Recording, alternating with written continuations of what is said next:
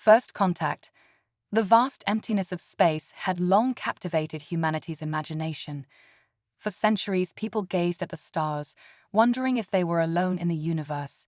Little did they know that far across the galaxy, another civilization had asked the same question and decided to seek out the answer. The Zirconian Empire had reigned supreme for millennia, conquering and absorbing countless alien species into their domain. Under the iron rule of Empress Svilana, their hunger for expansion knew no bounds. When their long-range sensors detected faint signals from a distant arm of the galaxy, the Empress didn't hesitate. A fleet of scout ships was dispatched immediately to investigate this potential new world ripe for conquest. As the Zirconian vessels silently cruised through the inky void, Earth continued its serene orbit around the Sun, blissfully unaware of the approaching storm. But humanity's ignorance was about to be shattered forever. At a remote listening station buried deep in the Australian outback, Dr. Samantha Chen stared at her computer screen in disbelief. The astronomer had devoted her career to the search for extraterrestrial intelligence, poring over countless signals from space. Now, after years of false alarms and disappointments, an unmistakable pattern emerged from the noise. A signal that could only be artificial in origin. With trembling hands, she reached for her phone to alert her superiors. "This is Dr. Chen at Woomera Station," she said, her voice quavering with excitement. "You need to see this data immediately. I think we've made first contact." Within hours, observatories and tracking stations around the world confirmed Dr. Chen's findings. A fleet of unknown objects was approaching the solar system at incredible speed, decelerating as they neared the outer planets. There could be no doubt, an alien civilization had arrived on humanity's doorstep. As news of the discovery spread, the initial euphoria quickly gave way to fear and panic. Riots broke out in major cities as people either fled to the countryside or scrambled to stockpile supplies. Religious leaders proclaimed the end times, while politicians and military leaders scrambled to formulate a response. In Washington, D.C., President Sara Martinez convened an emergency meeting of her national security team. The tension in the White House Situation Room was palpable as intelligence officials and military brass debated their options. "What do we know about their capabilities?" the president asked, her piercing gaze sweeping across the room. General Michael Wong, chairman of the Joint Chiefs of Staff, cleared his throat before responding. "Based on their method of propulsion and energy readings, Madam President, we believe their technology far surpasses our own. If they have hostile intentions, our conventional defenses would be woefully inadequate." A heavy silence fell over the room as the implications sank in. Humanity's existence now hung in the balance, dependent on the whims of an unknown alien force. "What about Project Prometheus?" Martinez asked quietly, referring to the top-secret initiative that even most of her cabinet knew nothing about. Dr. Alan Takashi, the president's science advisor, leaned forward. "The prototype is ready for testing, but we're still months away from full production. We'd need more time to." "Time is a luxury we no longer have, Doctor," Martinez interrupted. "Whatever resources you need, you'll have them. I want those ships ready to fly as soon as possible. It may be our only chance." As the meeting adjourned, Martinez turned to her chief of staff. "Draft an address to the United Nations. It's time to bring the world together.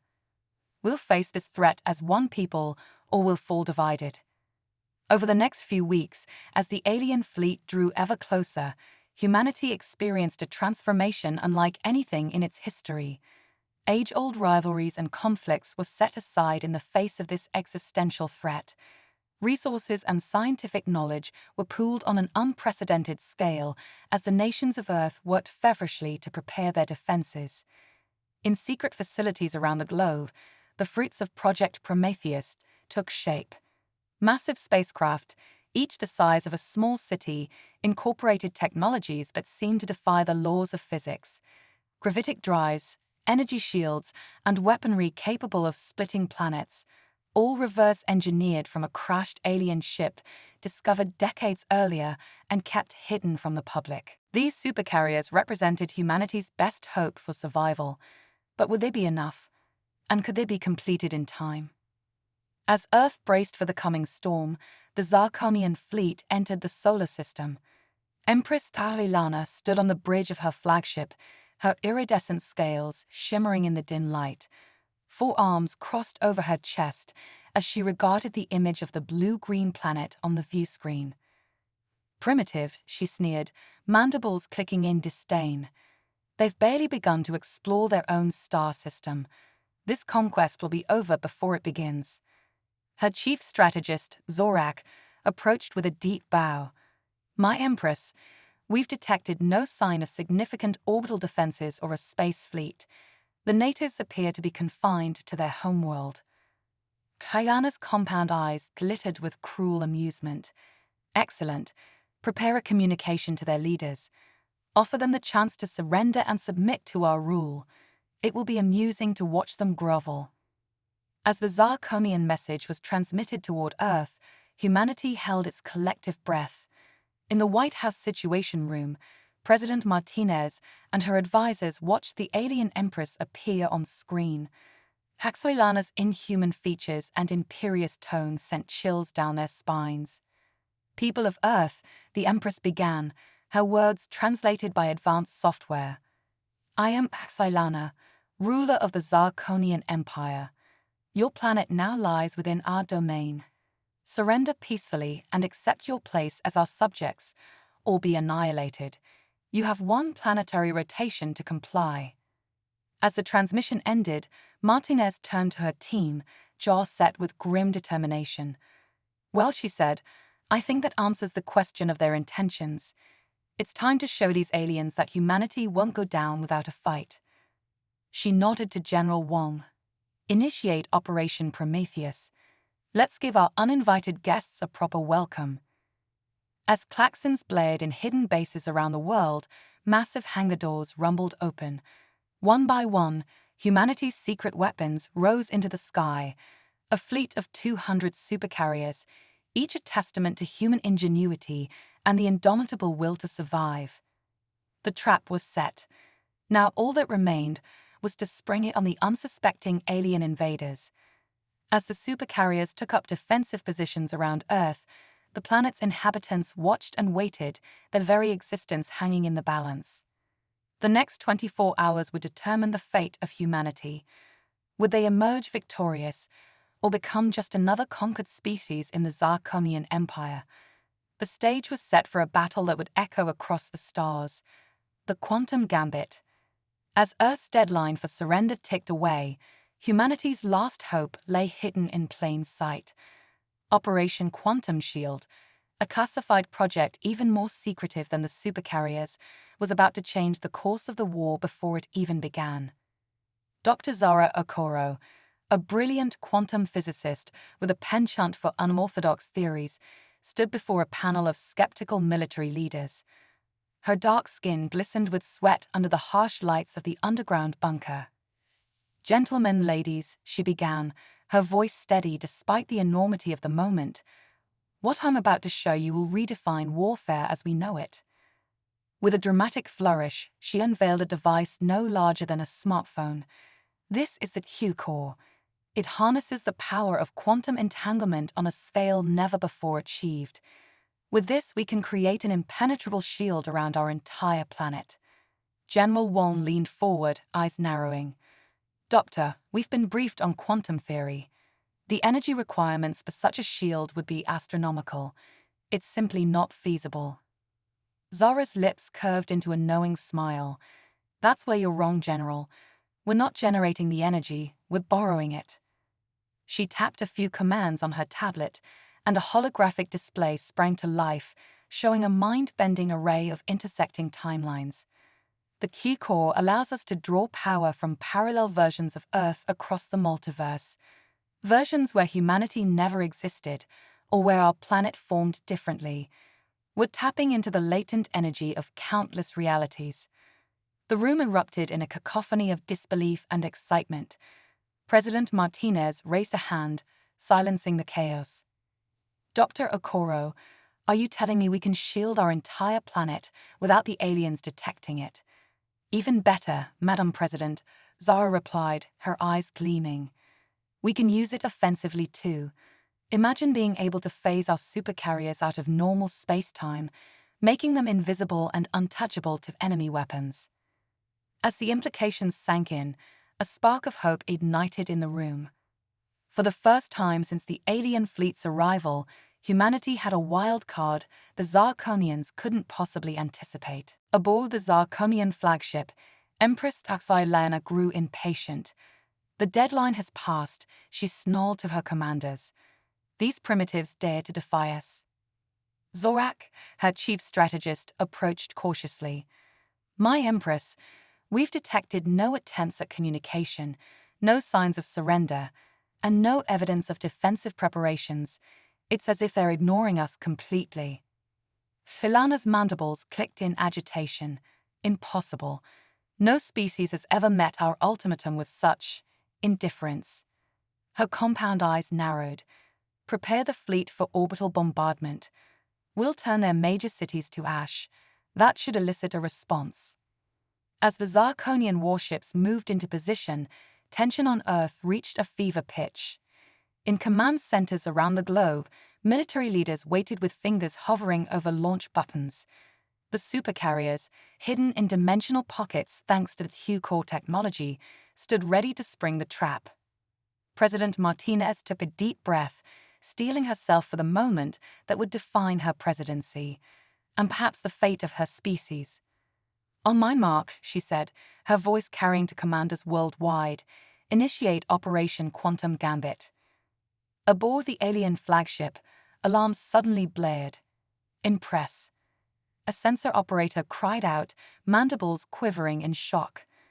Energy surge detected, massive objects appearing out of nowhere. Tilana rushed to the view screen, her exoskeleton paling at the sight that greeted her. Where moments ago there had been empty space around the primitive blue world, now hundreds of massive ships hung in orbit. Ships that dwarfed even the largest Zarkonian cruisers.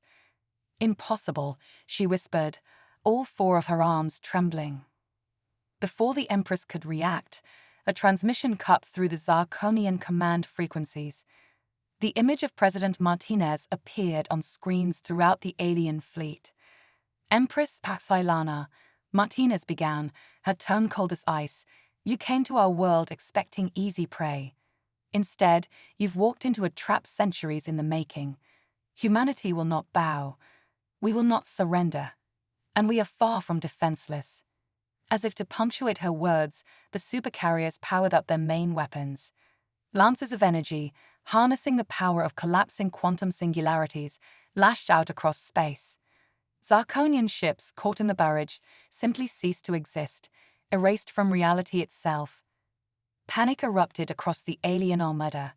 Ships tried to flee, only to find their faster-than-light drives inexplicably offline. Taxilana watched in horror as a quarter of her fleet vanished in the opening salvo. All ships, return fire, she shrieked, desperation overtaking her usual composure. Destroy them. But it was like fighting ghosts.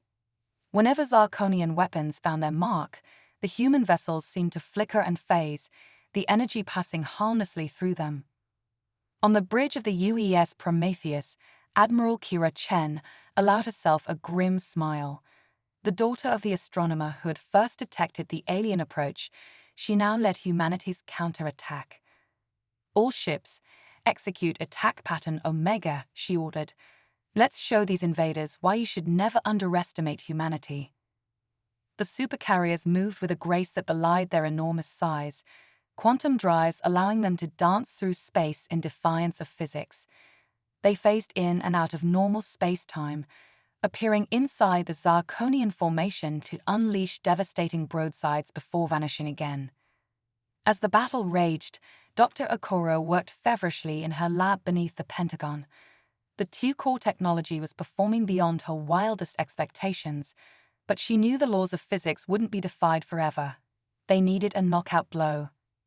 Dr. Okoro to Fleet Command, she called out, her voice tense. The Q core is showing signs of instability. We need to end this quickly or risk tearing a hole in the fabric of space-time itself. Admiral Chen received the warning with a curt nod. Understood, Doctor.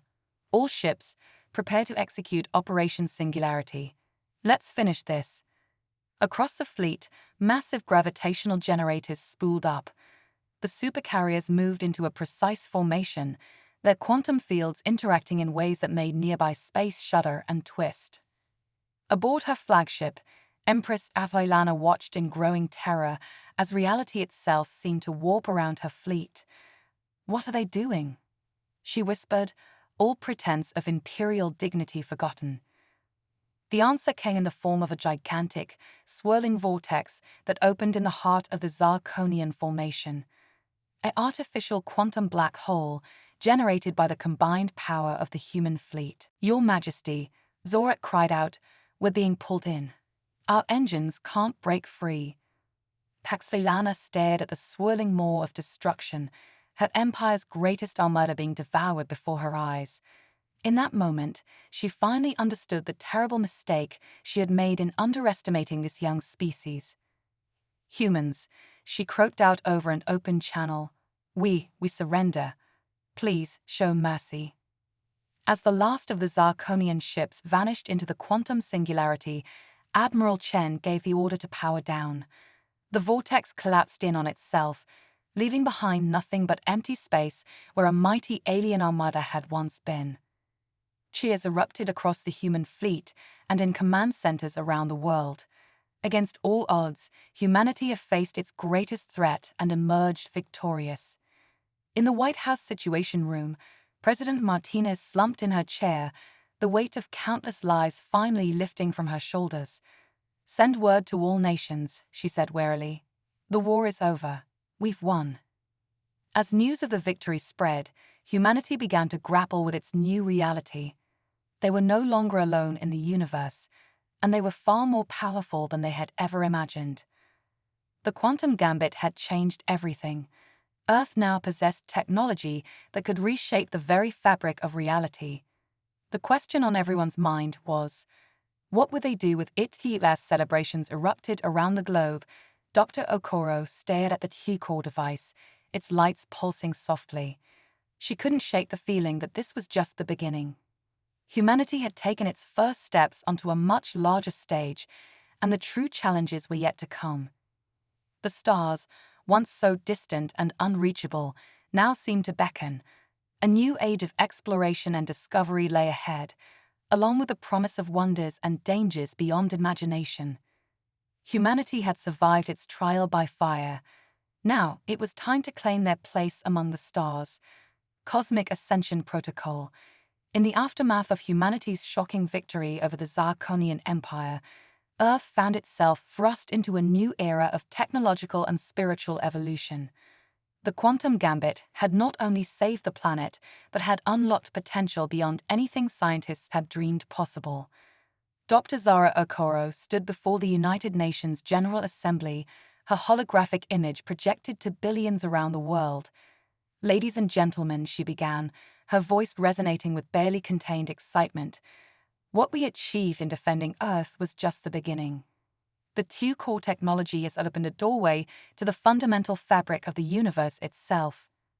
She gestured, and a shimmering display materialized around her. Complex equations and mind-bending geometries danced in the air. "We've discovered what we're calling the cosmic lattice, an underlying structure connecting all of reality. By manipulating this lattice, we can rewrite the laws of physics on a local level." Gasps and murmurs rippled through the assembly. One delegate stood, voicing the question on everyone's mind. "Dr. Okoro, are you saying we've become gods?" Zara's expression turned serious. "Not gods, but we're on the verge of something transcendent. I present to you the Cosmic Ascension Protocol." The display shifted, showing a glowing humanoid figure surrounded by swirling energies. By fully interfacing human consciousness with the Q-core and the cosmic lattice, we can elevate our entire species to a higher plane of existence. We could become beings of pure energy and thought, free from the limitations of physical form. The room erupted in a cacophony of voices, excitement, fear, disbelief, and all mingling together. President Martinez stepped to the podium, raising her hands for silence. "I know this is overwhelming," she said, her voice steady. "But we face a choice that will define the future of our species. Do we take this leap into the unknown, or do we remain as we are?" As debate raged across the globe, a new challenge emerged from the depths of space. The Zarkomian defeat had sent shockwaves through the galactic community. Other alien civilizations, once content to ignore Earth, now saw humanity as a potential threat or a valuable ally. Admiral Kira Chen stood on the bridge of the UES Prometheus, staring at a tactical display showing dozens of approaching ships. Unlike the Zarkomians, these newcomers came not as conquerors, but as diplomats and traders. "First contact all over again," she muttered, "but this time with the advanced civilization they're afraid of." Among the alien delegation was a being that defied easy description. Calling itself the Nexus, it appeared as a shimmering cloud of light and data. It claimed to represent a collective of ascended beings from across the galaxy. "We have watched your species with great interest." The Nexus communicated directly into the minds of Earth's leaders.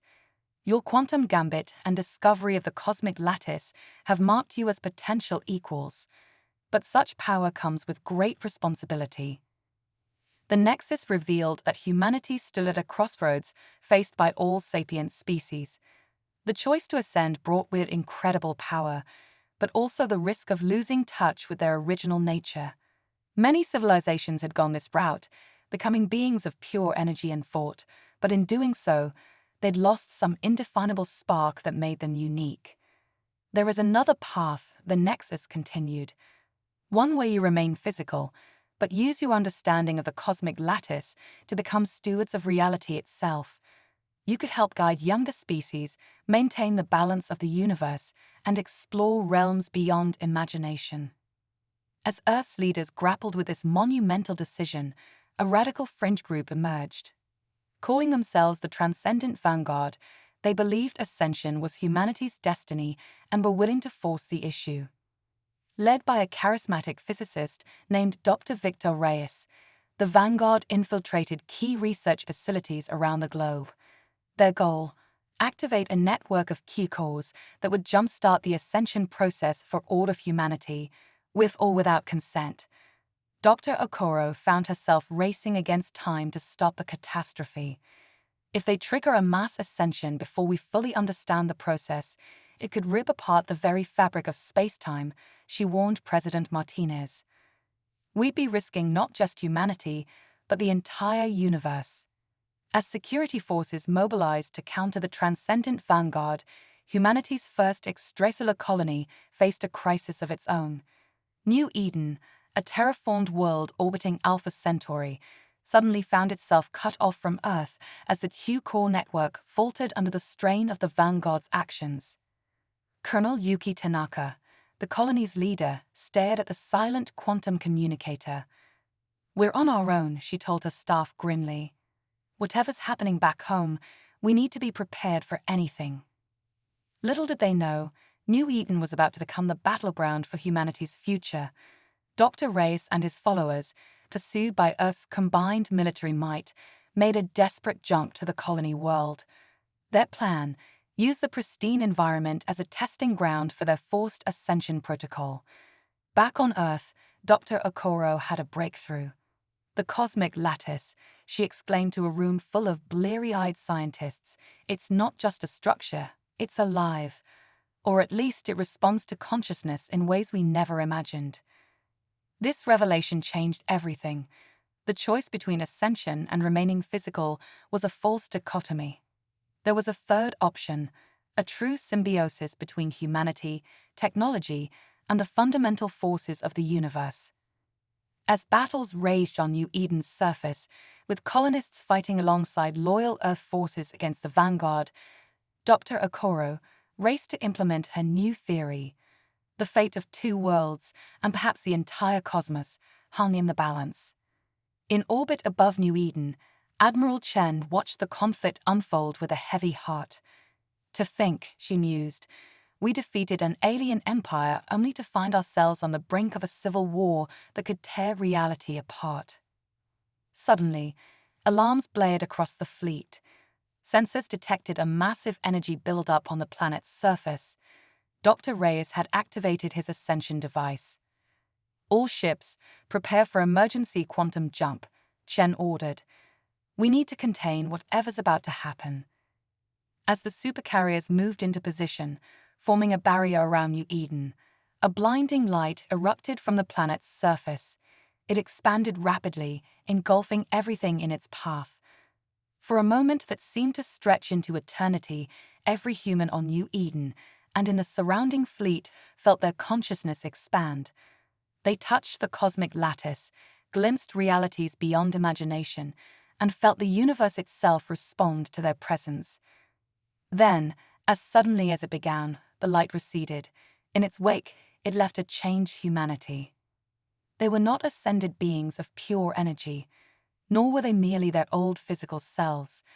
Instead, they had become something new, human bodies and minds seamlessly integrated with the cosmic lattice itself. Dr. Okoro's voice crackled over the comms, filled with wonder. It worked. We've achieved true symbiosis. Humanity has evolved, but we haven't lost our essential nature. As the dust settled on New Eden, the true scope of the change became clear. Humans now possessed an innate ability to manipulate quantum fields, to perceive multiple realities simultaneously, and to communicate instantly across vast distances.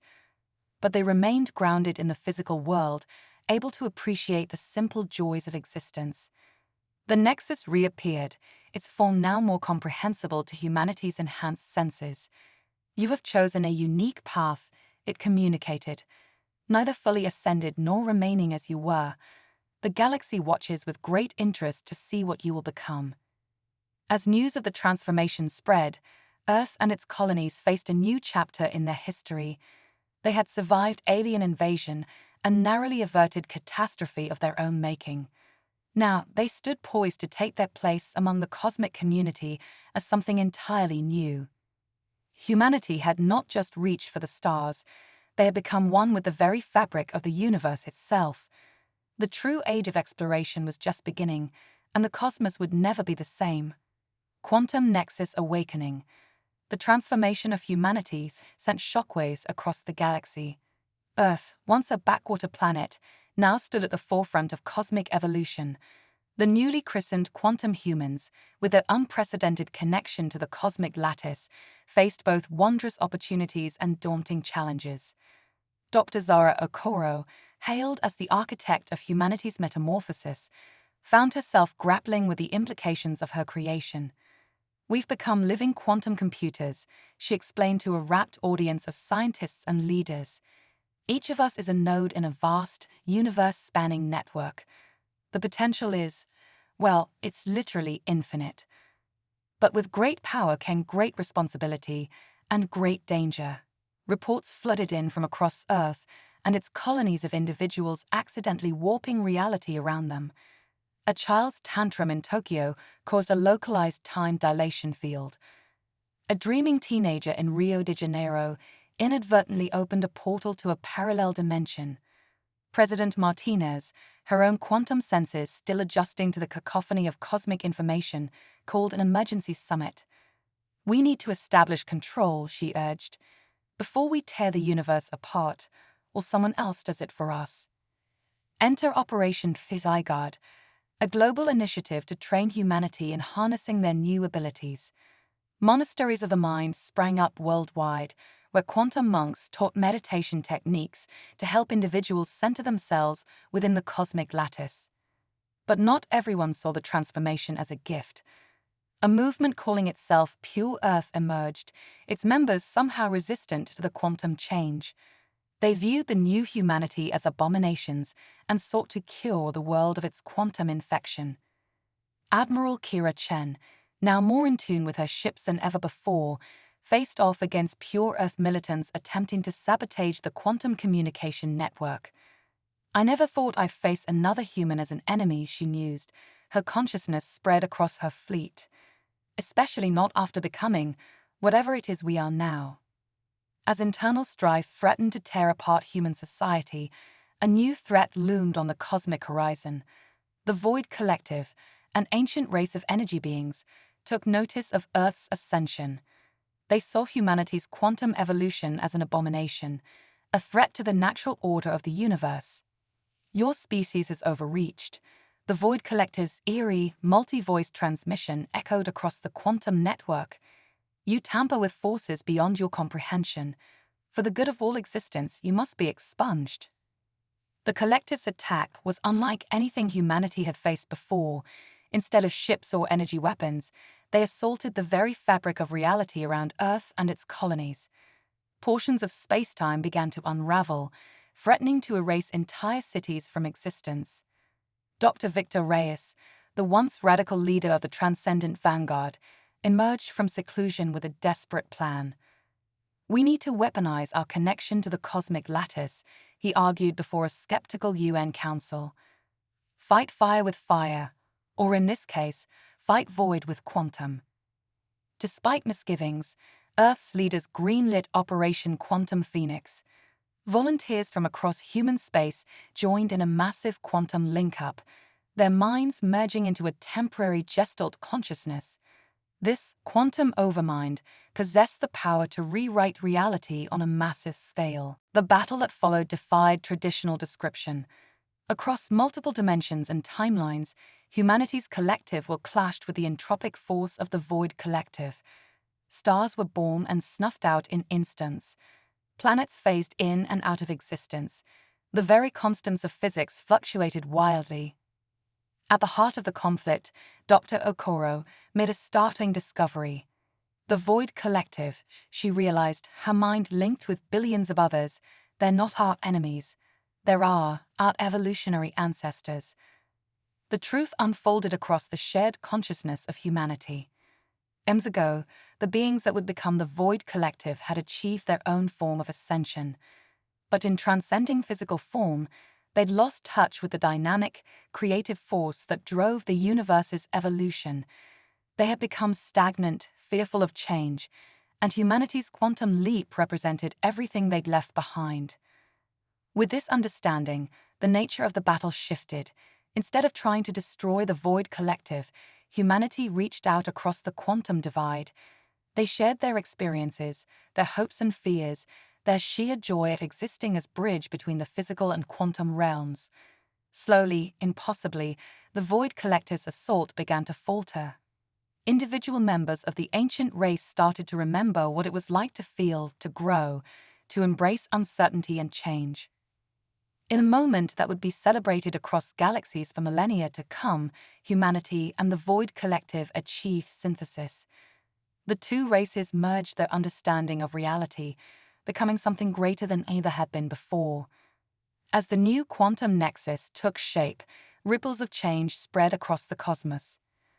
Other races, inspired by Earth's example, began their own journeys of transformation.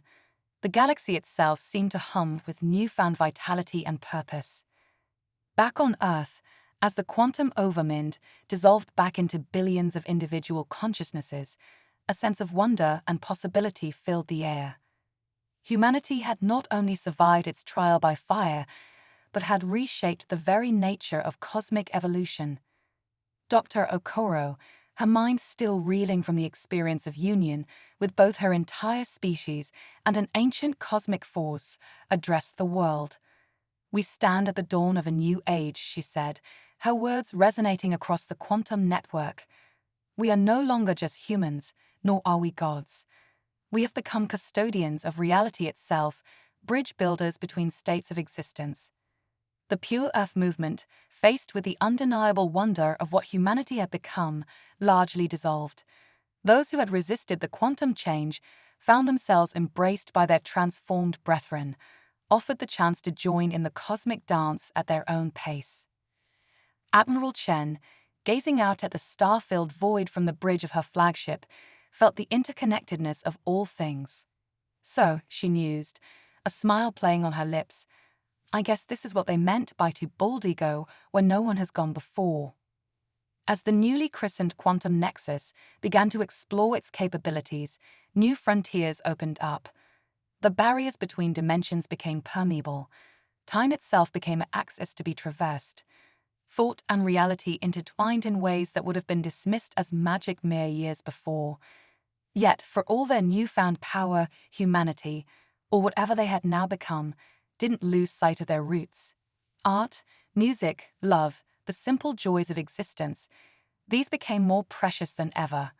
For in touching the infinite, they had gained a deeper appreciation for the beauty of the finite. Years later, as the first quantum nexus explorers prepared to venture beyond the boundaries of the known universe, Dr. Okoro reflected on the journey that had brought them to this point. From a pre-FTL civilization facing alien invasion to custodians of cosmic evolution, it had been one hell of a ride. We didn't just reach for the stars, she thought, feeling the pulse of the cosmic lattice flowing through her. We became them, and our story is only just beginning. As humanity's descendants set off into the unknown, the universe itself seemed to hold its breath in anticipation. For the age of quantum humans had dawned, and reality would never be the same again. The multiversal odyssey. As the quantum nexus flourished, humanity's evolution took an unexpected turn. The merging of human consciousness with the cosmic lattice had unlocked potentials beyond even the wildest dreams of science fiction. Earth and its colonies became beacons of innovation, drawing curious species from across the galaxy. Dr. Zara Okoro, now revered as the mother of quantum humanity, made a groundbreaking announcement that would once again reshape the cosmos. My fellow sentients, she began, her holographic form simultaneously addressing trillions across multiple dimensions, we've discovered the multiversal slipstream. The revelation sent shockwaves through the scientific community. The multiversal slipstream was a network of quantum tunnels connecting not just distant parts of our universe, but entirely separate realities. It was a highway system traversing the multiverse itself. With the slipstream, Dr. Okoro continued, her eyes gleaming with excitement, we can explore alternate Earths, divergent timelines, and universes with fundamentally different laws of physics. The boundaries of existence are now our playground. The first multiversal expedition was led by none other than Admiral Kira Chen, her consciousness now able to simultaneously pilot a fleet of quantum ships across multiple realities. As they prepared to enter the slipstream, Chen addressed her crew. What we're about to do will redefine the meaning of exploration. Every step we take rewrites the book of creation itself. Their journey through the slipstream defied conventional description. They witnessed Earths where history had taken radically different turns. A world where the dinosaurs never went extinct, another where silicon-based life evolved instead of carbon, and even a reality where Earth was a gas giant orbiting a red dwarf star. But it was their encounter with the Kronos Collective that truly shattered paradigms. In a universe where time flowed backwards, they met beings who remembered the future and forgot the past. The collective greeted them with a message that seemed to come from the end of time itself. Greetings, Quantum Ones. The Kronos beings transmitted directly into the expedition's shared consciousness. We've been awaiting your arrival since the dawn of Nevermore. As the expedition grappled with communicating across reversed temporal flow, a crisis erupted back in their home reality.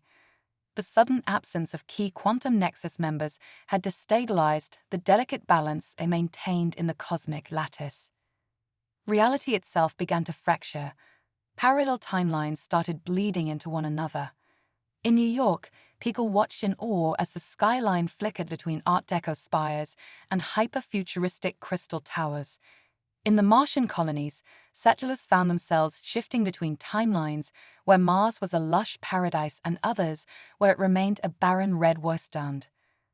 Dr. Victor Reyes, once the radical leader of the Transcendent Vanguard and now a respected quantum physicist, proposed a daring solution. We need to anchor our reality, he explained to an emergency council of Earth's leaders.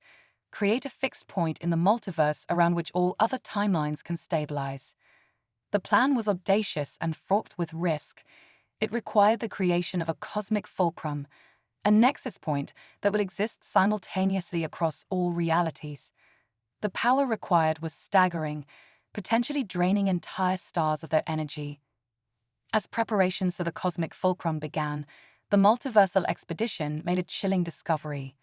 They weren't the only ones traversing realities. A group calling themselves the Entropy Vanguard was systematically collapsing entire universes, feeding off the released energy. "They're like multiversal cancer," Admiral Chen reported back to Earth, "consuming realities to fuel their own twisted evolution, and they're heading straight for our home universe." The race was on. Earth and its allies had to complete the cosmic fulcrum before the Entropy Vanguard reached them. But to do so required a sacrifice of unimaginable proportions. "We need a consciousness vast enough to span the multiverse," Dr. Okoro explained, her voice heavy with the weight of what she was proposing. "A mind that can perceive and manipulate all realities simultaneously. In essence, we need a god." The implications were staggering. Creating such a being meant the effective end of individuality for whoever volunteered. They would become the living embodiment of the cosmic fulcrum, existing across all realities for eternity. As debates raged across human space, an unexpected volunteer stepped forward. The Nexus, the collective of ascended beings that had first warned humanity about the dangers of uncontrolled ascension, offered itself for the task. "We have watched your species grow beyond anything we imagined," the Nexus communicated. "Now it is our turn to evolve. We will become your cosmic fulcrum, the anchor point for all of existence."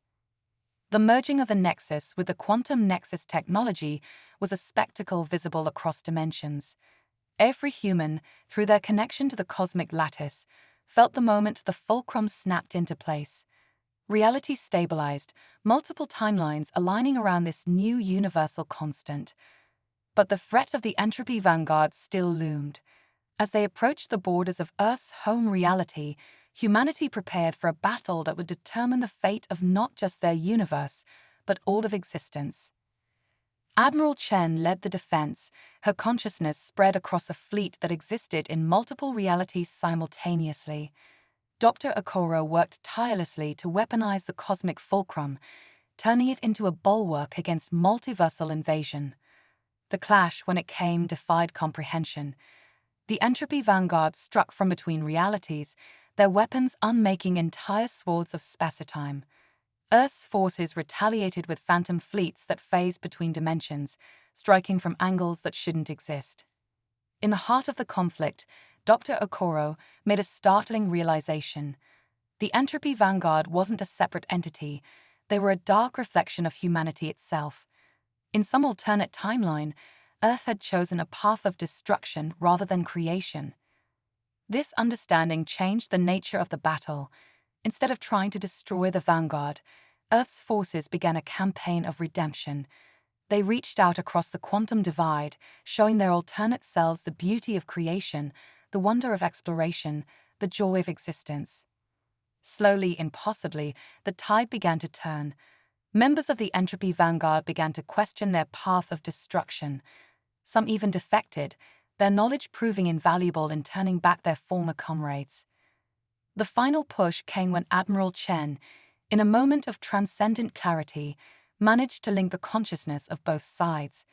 Enemies became allies, destruction turned to creation, and the multiverse itself seemed to breathe a sigh of relief. As the dust settled and the multiversal threat receded, humanity found itself changed once again. They were now true cosmic citizens, guardians of a multiverse more vast and wondrous than they had ever imagined. Dr. Okoro, her mind still reeling from the scope of what they'd achieved, addressed the assembled species of countless realities. "We stand at a new dawn," she proclaimed, her words echoing across dimensions. "No longer bound by single universes or linear time. We are the caretakers of infinity itself." The cosmic fulcrum, now a beacon of stability across the multiverse, became a hub of interdimensional exchange. Ideas, cultures, and even physical laws were shared and blended in a grand cosmic melting pot. As for Earth, it remained special, the birthplace of the beings who had reshaped reality itself, but it was no longer alone. It was part of a tapestry of worlds, each unique, each precious, all interconnected. The age of quantum humanity had given way to something even grander. They had become multiversal architects, shaping the very nature of existence itself. And as they gazed out at the infinite possibilities stretching before them, one thing was certain: the greatest adventure was just beginning.